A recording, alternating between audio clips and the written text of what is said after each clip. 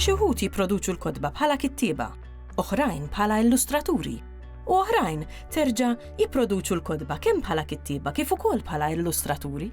Fosthom Trevor Zara, wieħed mill-ftit kittieba Maltin li jagħmlu l-illustrazzjonijiet tagħhom stess.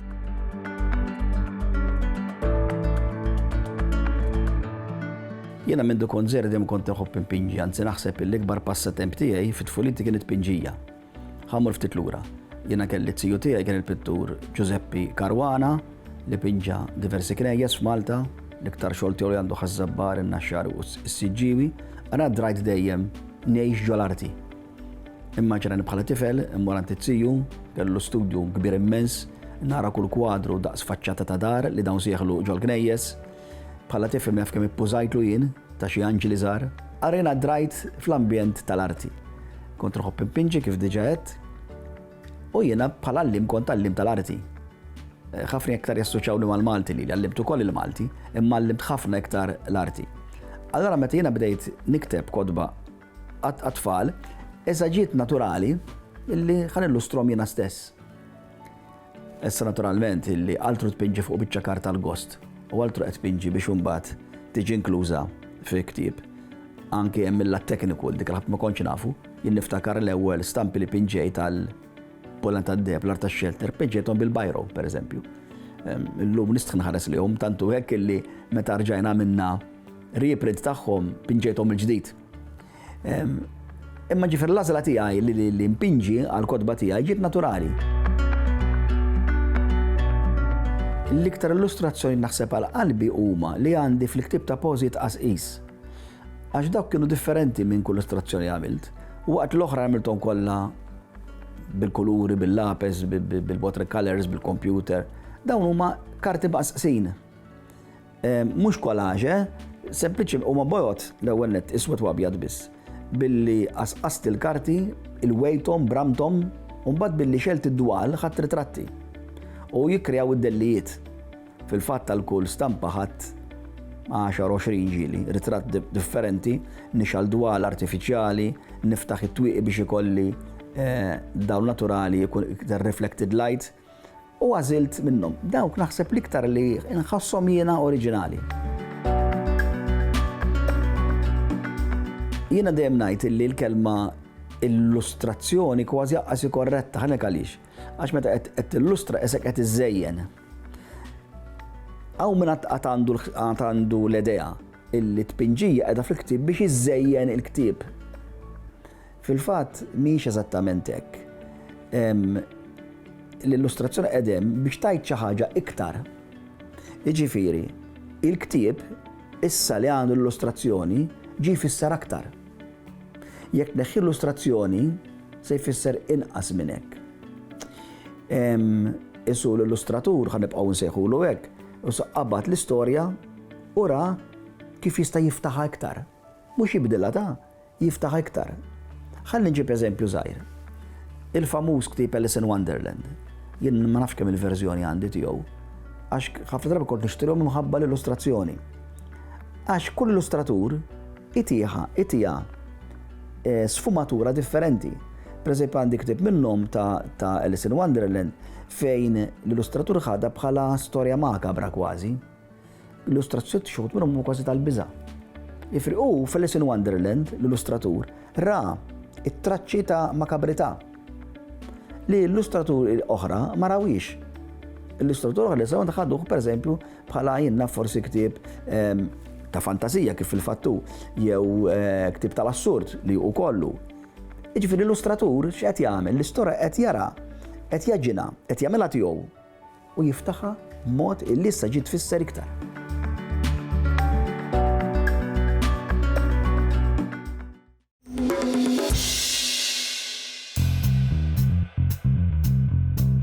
Fl-aħbarijiet spiss nisimgħu b'każi kriminali li donhom ikunu tal-istejjer, biex imbagħad fl-istejjer niltaqgħu ma' każi kriminali li kważi setgħu ġraw ta' veru. It-tim tal-sin naltaqa' ma' Mark Camilleri li jikteb ir-romanzi polizjeski dwar l-Ispettur Gallo u kollegi oħra mill-korp. L-Ispettur Gallo huwa l-kap tal-iskwadra ta' taqsima ta' kontroll omicidi f'dan id-Dipartiment tal-Investigazzjoni Kriminali tal-Pulizija ta' Malta. Allura xogħlu huwa li jinvestiga ħafna mill-omicidi li jseħħu f'dal pajjiż u jipprova jsolvihom mill-aħjar li jista'. Ovvjament, hemm premessa importanti illi mhux kull omicidju huwa neċessarjament jiġi solvut. L-istorja tal-pajjiż turina li ħafna omicidji li ma ġewx solvuti għal diversi raġunijiet fosthom nuqqas ta' provi, eċetera, eċetera. Jew minn provi xejn. L-Ispettur Gallo huwa minn ta' Sliema, jgħix ta' Sliema, però minkejja jgħix ta' Sliema, għal kontrarju tal-perċezzjoni ta' nies li forsi huwa bniedem li jitkellem l-Ingliż, eċetera, mhuwa xejn minn dan kollu anzi huwa Malti daqsħadd ieħor għal-volja huwa twieled l-Italja minn missier Taljan u Maltija u ġie jgħix hawnhekk minn dak għandu t-tifel ta' 6 jew 7 snin. Però huwa jitkellem Malti, bħal kultant jitkellem Malti pur iżejjed u juża l-Malti vernakular ta' kuljum. Il-Malti jitkellmu n-nies ta' kuljum. U dik waħda mill-affarijiet li għaddiġejt li għamlu minn ta' Sliema għaliex ma rridx dik li xejn li għax bil-fors huwa minn ta' Sliema jitkellem tal-Pepe, jitkellem l-Ingliż, eċetera. L-Ispettur Gallo huwa separat, għandu żewġ tfal, jgħix waħdu, għal xi kultant id-dar tiegħu tkun f'kaos u diżordni bħal ħajja tiegħu li jgħix għal diversi raġunijiet għaliex l-investigazzjonijiet jitlu ħafna fil-personal tiegħu għaliex mhux kapaċi jagħmel distinzjoni bejn il-personal u x-xogħol tiegħu, ix-xogħol jirkeb ħafna fil-personal, personal jidħol fix-xogħol tiegħu, jieħu x-xogħol tiegħu ħafna serjetà u s'issa ovvjament kellu 3 rakkonti, probablement kellu 4 għaliex l-ewwel u ddebutta fix-xena letterarja Maltija fl-2009. Il-sena ħajkun qed jagħlaq 10 snin. Iddebutta f'rakkont qasir f'novella li der f'kollezzjoni jisimha 45. Is-sena ta' wara der l-ewwel darba f'romanz sħiħ jismu Prima Pace li tfisser mad-daqqatajn. Imma l-ewwel daqqatajn il-każ jidher sempliċi imma mhu każ sempliċi xejn. 3 snin wara fl-2013 huwa der Valens, it-tieni romanz mis-sensiela Gallo, però kellna id-delitt ta' plejer popolari Malti, għal il-futbol jidħol dejjem. U fil-2016 der s'issa fl-aħħar wieħed next illi hemmhekk kellna d-delitt ta' personaġġ popolari wkoll, imma ovvjament l-istorja hija totalment differenti minn ta' qabelha. Allura minkejja li huma sensiela u l-personaġġ huwa dejjem l-istess, ir-rakkonti huma mhumiex marbutin ma' xulxin. Fil-futur qarib qed naħdem fuq ir-raba' wieħed fis-sensiela li d-darba huwa det pjuttost komuni però b'implikazzjonijiet ħafna kbar. Gallo ovvjament dejjem għaddej. Ir-riċerka hija varja, u r-riċerka qabel tibda tikteb ħadd tkun waħda ġeografika għaliex jiena mmur fuq kull post li ħanuża u nieħu ritratti ta' postijiet, ta' toroq, ta' rkejjen, ta' sqaqien, eċetera ħanuża biex ikolli viżwali d-domajnija li jiena qed insomma kemm jista' jkun kif korretta. Għandek riċerka medika, jien nikkonsulta ma' patoloġi, tobba, eċetera fejn jitlu autopsi, fejn jitlu feriti, riċerka ballistika jekk ħanuża armi, speċjalment armi fejn jitlu pistoli. Hija riċerka kriminali fis-sens li jiena nikkonsulta ma' ħafna pulizija fuq ix-xogħol li jsir kemm bħala investigazzjoni fuq il-post tad-delitt, fuq xena tad-delitt, meta nitkellmu fuq dak li ħana nsejħulhom SOCOs. SOCOs huma Scene of the Crime Officers, huma l-uffiċjali tax-xena tar-reat, u tuni ħafna idejat kif jaħdmu bħala ritwal. Ngħidulu aħna ir-ritwal huwa importanti ħafna kif isir kif suppost. Allura hemm ħafna riċerka, ħafna mistoqsijiet, ġurnalisti, jekk hemm daħal ġurnalisti, postijiet, natura, lavuri, passatempi, dak kollu li jiena minix espert fuqu, jew minix marref fuqu, jiena ovvjament irid nistaqsi min huwa mħarreġ u marref ħafna tal minni fuqu.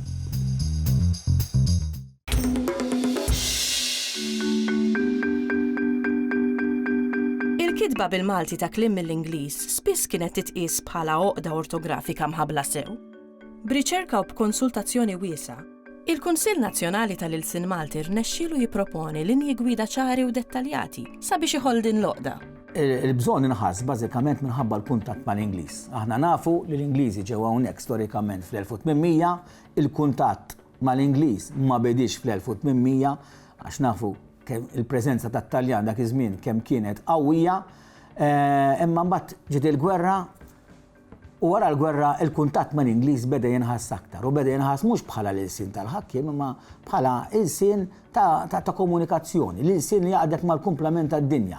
It-tieni eżerċizzju li għamel il-Kunsill tal-Malti kien jitratta il-kitba tal-kliem mill-Ingliż fil-Malti. Kanna diffikultà kbira bir-regola tal-1984 meta fil-Malti kanna inqas kliem mill-Ingliż milli għandna llum, illi kienet tgħid li għandek tikteb il-kliem li jidħol mill-Ingliż fil-Malti li għandna bżonnu kif jinħass. Issa dik kienet daqsxejn perikoluża u kienet daqsxejn laxka din ir-regola għax dak li naċċetta jien, mhux bil-fors taċċetta inti. Il-Kunsill ħa numru ta' snin, kważi 11-il sena, illi maħlihomx, kienu 11-il sena ta' konsultazzjoni wiesa. Jidher li r-reazzjoni għal dawn id-deċiżjonijiet numru 2 ta' kif għandna nikbu il-kliem mill-Ingliż kienet pjuttost pożittiva. Kitbu numru ta' papers dwar is-suġġett, kien hemm żewġ kumitati li kienu mfasslin mill-Kunsill, kumitat konsultattiv u kumitat tekniku. Konna wkoll attenti li nisimgħu dak li kellhom jgħidu anke n-nies. Pereżempju messaġġ ċar li ħareġ minn ħafna faxex ta' nies kien għalna ejja ma nikdbux kliem li ġej mill-Ingliż nikdbuh b'mod stramp li ma tkunx taf xi li tifisser li meta taqrah ma tifmux. U dak u l-element viżiv inti għax inti ħafna drabi tkun diġà iltqajt mal-kelma mill-Ingliż u rajta miktuba. Mela meta qed tara miktuba b'mod differenti dik sa tweġġaq. U għax li laqqas tarafa. U dan il-fattur tajna każ. Deċiżjonijiet tnej mela qed jitkellmu biss fuq il-kitba tal-kliem mill-Ingliż fil-Malti. Mhumiex qed jibdlu ir-regoli stabbiliti tal-ortografija. U dawn prattikament jinqasmu nistgħu ngħidu fi 3 stadji. L-ewwel punt huwa li ma kelma nuża. Mela kelma mill-Ingliż se nuża jekk tassew neħtieġa. Pereżempju, jekk jien bil-Malti għandi l-kelma biljett diġà jew ċitazzjoni, m'għandix nuża ticket minn floka. Imbagħad sammur għall-istadju ta' wara kif se niktibha. U hawnhekk il-Kunsill prefera li minflok jagħti lista, jagħti setta prinċipji illi magħhom dak li jkun jista' jimxi u jirraġunhom. Hemm ċertu kliem mill-Ingliż li dawn id-deċiżjonijiet qed jgħidulna f'dan il-każ inti mhux għandek għażla tiktibhomx bl-Ingliż jew bil-Malti, imma ma tistax tiktibhom bil-Malti u dak huwa dak il-kliem li nirreferu għalih bħala il-kliem kompost, bħal pereżempju roundabout, fire extinguisher. Dan it-tip ta' kliem meta tiġi biex tikbu bil-Malti kien ħajjider verament stramp. U tajjeb nagħmlu ċar li l-kliem li ħajibqa' jinkiteb bl-Ingliż ma ħanista nimmarkaw iżjed, ma ħanista nagħmluh bejn il-virgoletti jew inkella se nagħmluh fil-korsiv, ħanikbuh normali. Ħlief f'kuntest tat-tagħlim meta inti qed tikteb xi ħaġa għal tfal ta' età bikrija, ġifieri verament żgħar li għadhom qed jidraw iż-żewġ lingwi, il-Malti u l-Ingliż fil-kuntest lokali tagħna, hemmhekk tista' timmarkhom. Imbagħad minn naħa l-oħra, jekk għandek nomi li ġejjin mill-Ingliż, tista' jew tiktibhom la Maltija jew tħallihom bl-Ingliż. Meta? U d-deċiżjonijiet tnejn qed jgħidu li jekk dak in-nom, dik il-kelma, tieħu plural Malti, jiġifieri kitla, ktieli, sors, sorsi. F'dak il-każ in-nomi tiktibhom la Maltija. Il-verbi l-istess. Jekk inti tittejt iċċarġjajt il-mobile, iċċarġjajt ħatiktbu kif jinħass. Tista' tħalli l-kliem bl-Ingliż meta jieħu l-plural bl-esse. Mela jekk int għandek computer, il-plural tiegħu huwa computers u hemmhekk tista' jew tiktbu bil-Malti dak il-kliem jew inkella tħallih bl-Ingliż.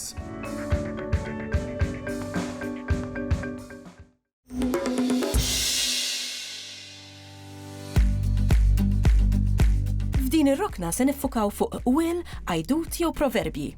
Dan l-erf orali u popolari nafuh b'bosta ismijiet u spiss nużawh fit-taħdid ta' kuljum. Imma x'inhuma sewwa sew il-qwiel u x'inhuma l-oriġni tagħhom? Bosta mill-qwiel niltaqgħu magħhom fl-iskola jew f'xi kitba. Imma hemm ukoll qwiel li qajla għadhom jintużaw. Tistgħu taħsbu f'xi wħud? Il-qwiel huma jekk toħodhom wieħed huma kull wieħed minnhom ifisser esperjenza li għadda minna xi ħadd fl-modi u qiegħda tant fil-qosor u tant mod sabiħ li beqgħet tinoġob u kull min jgħaddi minn dik l-esperjenza jerġa' itenni dik l-espressjoni. Imma mbagħad jekk toħodhom flimkien, tista' tgħid li l-qwiel Maltin jiġu qishom ritratt tal-kuxjenza tal-Maltin, tal-mentalità tal-Maltin. Il-qwiel huma stqarrija bi struttura qasira li b'mod intelligenti jaqblu mal-ħsieb tal-poplu. Jiġifieri tista' tgħid pariri fi ftit kliem. Fil-fatt qabel ma ngħidu xi qawl, ġieli nużaw il-frażi taf xejn il-Malti u wara nkomplu l-qawl, pereżempju aħjar asfur fidejk milli mija fl-ajru. Jiġifieri minn qabel ma ngħidu l-proverbju, inkunu nafu li ġej parir mimli esperjenza tal-ħajja. Huma qwiel imħaltin, ġejjin mibnadi differenti. Fil-fatt, min jistudjahom ftit għandu jsib illi ħafna minnhom insibuhom fl-Arbi, għax il-Malti il-bażi tiegħu hija Arbija, imma mbagħad issellifna ħafna mill-Isqalli u mit-Taljan u llum ukoll minn lingwi oħra Ewropej. Illi f'Malta ġara li kultant daħħalna qawl mill-Arbi. U jew ma bqajniex nifhmu xi kelma u bdejna nifhmuha mod ieħor. Imbagħad jista' jkollok qawl sħiħ li jkun jibdel is-sens. Pereżempju, aħna ħadna l-qawl il-miktub mhux maħrub. Illum ngħiduha ikollok kuntratt pereżempju, għamilt il-ftehim bil-kliem ngħidlek murant in-notar ta' u niżlu għax il-miktub mhux maħrub ma jħarablekx. Imma dak qawl mislem u inti taf il-misilma u veru fil-reliġjon tal-Islam kemm huwa importanti d-destin tiegħek. Il-miktub dak li hemm miktub fil-ktib tiegħek, jiġifieri fid-destin tiegħek. Mela il-miktub mhux maħrub ma kienx ifisser hekk u fil-komunitajiet Arab ma jfissirx hekk, dak jifhmuh li d-destin ma tistax taħarbu għalhekk il-miktub id-destin mhux maħrub ma tistax taħrab minnu. Il-qwiel primarjament ġejjin mill-erf ta' missirijietna li sawru permezz tal-esperjenzi tagħhom. Għandna xi qwiel ukoll ġejjin minn xi għanja li biż-żmien tkun intesiet, ikun baqa' biss xi żewġ versi minnha li jkunu spikkaw u bekk ikun ifformula l-qawl. Eżempju li qed jiġi f'moħħi huwa jasfur dbaħbaħu nfela waslet għalik ir-rebbija l-aflar tix-xajr mela. Dan il-qawl kien parti minn għanja li kienet titkellem dwar asfur imma biż-żmien intesiet. Kif qed anke qabel għandna xi qwiel li m'għadhomx popolari jew m'għadhomx daqshekk magħrufa biex ngħidlek. Wieħed minn dawn il-qwiel huwa pappi llum u pappi għada iċċiċċi ħajt u tpappi ġebla jew anke ħaġra. Jiġifieri minn ma jaħdimx illum jew għada se jispiċċa lanqas biss se jkollu xi jiekol. Il-qwiel huma wkoll ikollhom ħafna minnhom il-biċċa kbira minnhom dik li ngħidu la metafora, tixbiħa. Għandek uħud li mhumiex bit-tixbiħa. Oħrajn illi l-istess idea ġieli jesprimuha permezz ta' tixbiħa.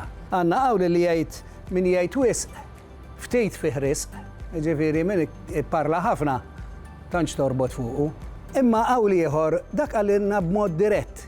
Imma qawl ieħor illi jgħidulna b'mod indirett bil-metafora bit-tixbiħa huwa il-qawl li jgħidlek forn li ma jissakkarx, ħobżu ma jissajjarx.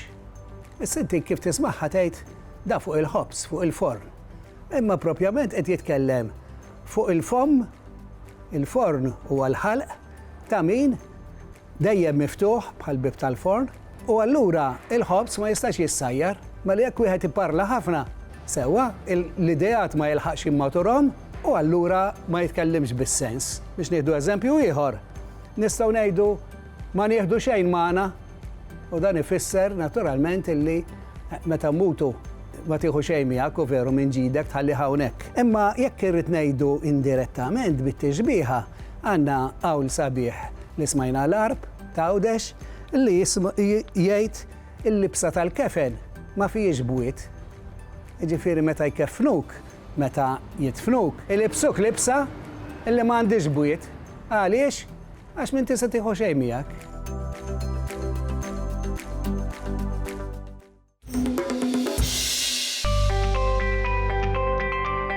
Il-leġendi jistgħu jservu bħala għajn ta' ispirazzjoni għal kittieba tal-lum u f'xi każijiet bħala għajn ta' ispirazzjoni għall-arti ċinematografika. Hekk ġara fil-każ tal-leġenda tal-Oġol tad-Deb li mhux tal-li ġiet midbuha fi ktieb, imma wkoll f'film u f'app għall-mobile.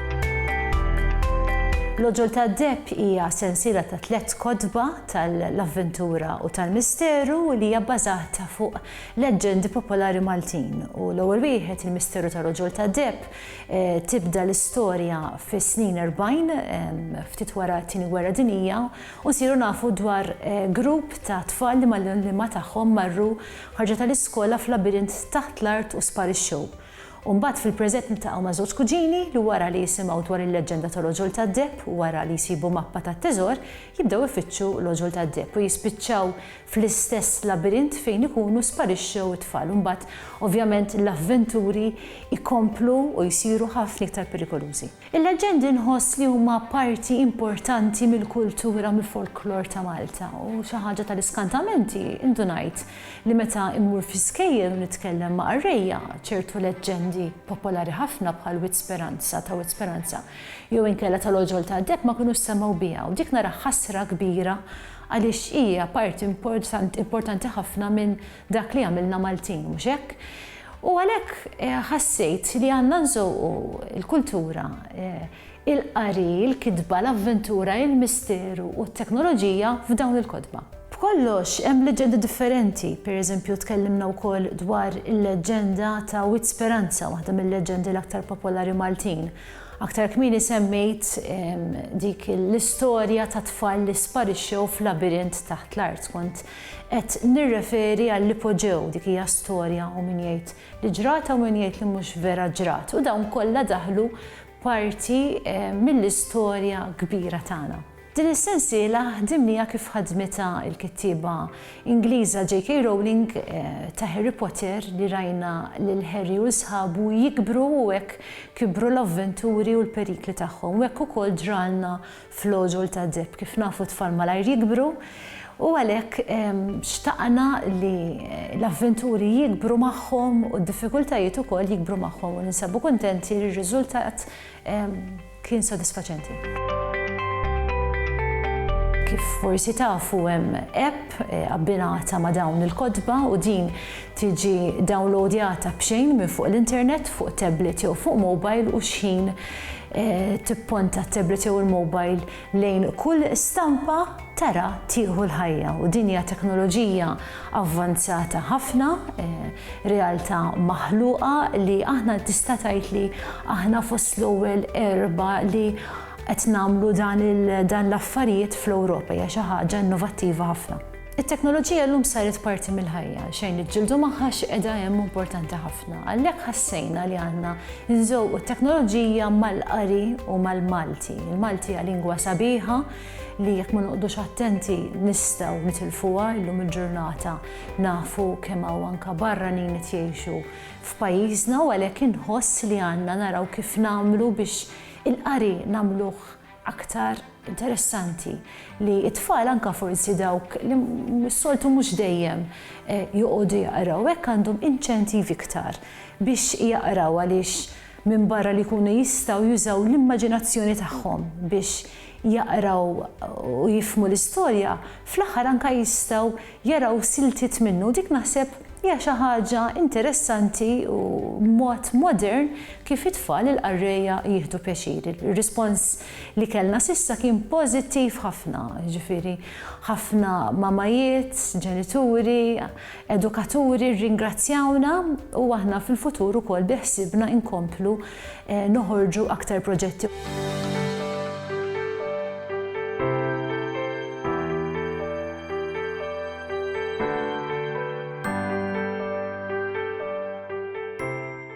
Il-Sinna jixtieq jirringrazzja lill-Kunsill Nazzjonali tal-Ilsien Malti, lid-Dipartiment tal-Malti fil-Fakultà tal-Arti l-Università, lill-Ministeru għall-Edukazzjoni u x-Xogħol u lill-Aġenzija Nazzjonali tal-Litteriżmu.